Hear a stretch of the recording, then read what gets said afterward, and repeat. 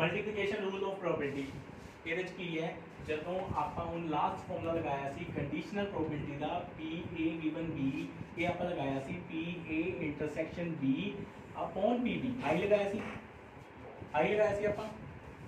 ਹੁਣ ਆਪਾਂ ਇਹਦੇ ਚ ਫਾਈਂਡ ਆਊਟ ਕਰਨਾ ਹੈ ਕੱਲਾ PA intersection B A intersection B मतलब A and B ਤਾਂ ਜੇ ਆਪਾਂ ਪ੍ਰੋਬੇਬਿਲਿਟੀ ਕਰਾਂਗੇ ਤਾਂ ਕੀ ਬਣ ਜੂਗਾ ਹੁੰਦਾ PB into PA upon B बन जूगा अगर समझ आई PA इंटरसेक्शन B बनूगा हुन पहला आऊगा PB फिर आऊगा P ये दोनों मल्टीप्लाई करना है दोनों आपस में multiply PB into PA given B जे ये गिवन ना होवे मतलब जे ये डिपेंडेंट ना होवे ਇਹਦਾ ਬਣ ਕੇ ਮਲਟੀਪਲੀਕੇਸ਼ਨ ਰੂਲ ਹੁਣ ਇੱਕ PB ਕੀ ਆਊਗਾ PB की है प्रोबेबिलिटी ऑफ B ਜਦੋਂ ਉਹ ਆਲਰੇਡੀ ਐਗਜ਼ਿਸਟ ਹੋ ਗਿਆ PA B ਚੋਂ ਕਰਨਾ ਨਹੀਂ ਗੱਲ ਸਮਝ ਆ ਰਹੀ PB ਦਾ ਪਤਾ ਕੀ ਹੈ probability of only B PA by B ਦਾ ਮਤਲਬ ਹੈ A with given condition of B ਜਦੋਂ B ਅਕੜ ਹੋ ਗਿਆ ਫਿਰ A ਦੀ प्रोबेबिलिटी ਇਹਨੂੰ ਦੋਨੋਂ ਮਲਟੀਪਲਾਈ ਕਰਾਂਗੇ ਤੁਹਾਡੀ A and B ਆ ਜਾਊਗਾ ਤੁਹਾਡਾ ਆਨਸਰ ਆ ਜਾਊਗਾ A and B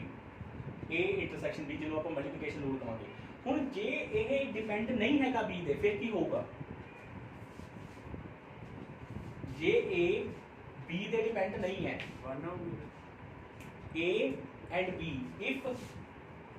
A and B are independent events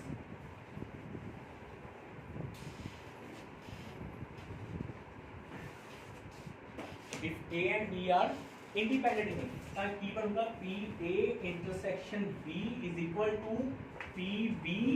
into PA क्योंकि वो B ਤੇ डिपेंड नहीं हैगा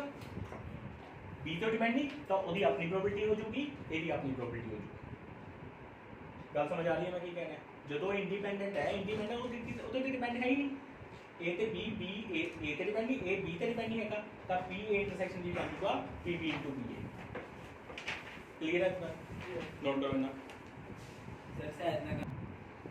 ਹੁਣ ਇਦਾਂ ਹੀ ਮਲਟੀਪਲੀਕੇਸ਼ਨ ਥਿਊਰਮ ਬਣ ਗਈ ਯਾਨੀ ਕਿ ਮਲਟੀਪਲੀਕੇਸ਼ਨ ਆਫ ਰੂਲ ਬਣ ਗਿਆ PA intersection B intersection C ਜੇ ਇੰਡੀਪੈਂਡੈਂਟ ਹੈ ਤਾਂ PA PB PC अगर डिपेंडेंट है तो इतना चलूगा अगर इंडिपेंडेंट है तो सारे की अलग अलग प्रोबेबिलिटी अलग अलग मल्टीप्लिकेशन चल ठीक है एक मिनट वीडियो एक क्वेश्चन एक मिनट एक और गल इनू तुसीं एवें लिख सकते हो PB into PB by A दिमाग लगाओ इनू तुसीं आ भी लिख सकते हो क्योंकि जो फॉर्मूला एदा भी इधर B by A है इतने की आ जाऊगा PA सॉरी PA इनू तुसीं यहाँ फॉर्मूला लगा सकते इतने PA आ जाऊगा इतने PB by A तो PA इंटरसेक्शन B का फॉर्मूला तो वही रहूगा तुसीं आ भी लिख सकते हो एग्जाम्पल नंबर 10 NCERT देखो सैंपल केस है अ डाइस थ्रोन एक डाइस थ्रोन है तो टोटल सैंपल साइज की बनोगी वन डाइस थ्रोन 1 2 3 4 5 एंड 6 ठीक है उन्होंने क्या द नंबर अपीयरिंग एक इवेंट है the number appearing is the multiple of 3 कितने 3 एंड 6 फिर उसके बाद उन्होंने क्या and the FB the event एक F इवेंट है the number appearing is given 2 4 6 yes or no yes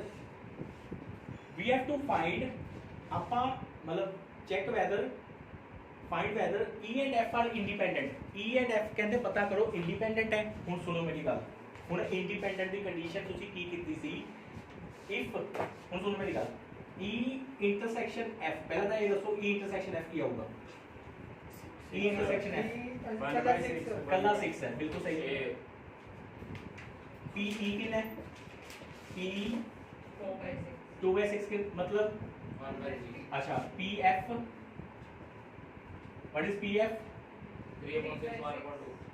1 upon 2 1/2 3/6 that is equal to 1/2 PE intersection F कितना आ जाएगा 1 by 6 ਹੁਣ म्यूचुअल इंडिपेंडेंट इवेंट्स दी की कंडीशन सी P E इंटरसेक्शन है A भी लिखवाया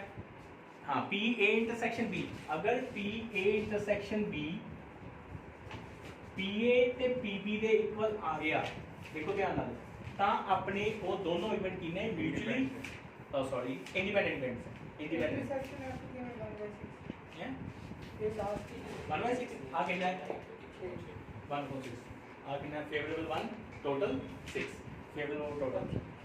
ਹੁਣ ਪਹਿਲਾਂ ਕੱਢੋ PE into PF ਕੱਢੋ, P into PF ਦੱਸੋ 1/3 into 1/6 ਨਹੀਂ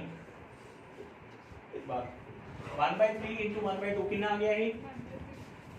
ਹੁਣ ਮੈਨੂੰ ਇੱਕ ਗੱਲ ਦੱਸੋ ਆ ਵੀ ਕਿੰਨਾ 1/6 ਆ ਵੀ ਕਿੰਨਾ 1/6। ਹੁਣ ਮੈਨੂੰ ਦੇਖ ਕੇ ਦੱਸੋ PE ਇੰਟਰਸੈਕਸ਼ਨ F ਕਿਹਦੇ ਇਕੁਅਲ ਆ ਗਿਆ, PE into PF ਦੇ ਇਕੁਅਲ ਆ ਗਿਆ, therefore E and F condition satisfy होगी जो हमारी म्यूचुअल जो जो ਜਿਹੜੀ ਇੰਡੀਪੈਂਡੈਂਟ ਇਵੈਂਟ ਦੀ ਕੰਡੀਸ਼ਨ ਸੀ ਉਹ PC PA intersection B equal to PA into PB, ਜਦੋਂ ਆ ਕੰਡੀਸ਼ਨ ਪੋਸੀਬਲ ਹੋਗੀ ਤਾਂ ਇੰਡੀਪੈਂਡੈਂਟ ਇਵੈਂਟ ਨੇ A and B are independent event, therefore ਇੱਥੇ ਵੀ ਉਹ ਕੰਡੀਸ਼ਨ ਸੈਟੀਸਫਾਈ ਹੈ E and F R independent event. अगर ये नहीं आया, ये काम नहीं होया, इज नॉट इक्वल टू मान लो ਇੱਥੇ ਆ ਜਾਂਦਾ 1/3 1/2 1/3 ਇੱਥੇ ਕੁਝ ਹੋਰ ਆ ਜਾਂਦਾ, ਜੇ ਇਕੁਅਲ ਨਹੀਂ ਆਇਆ then therefore E and F are not independent events।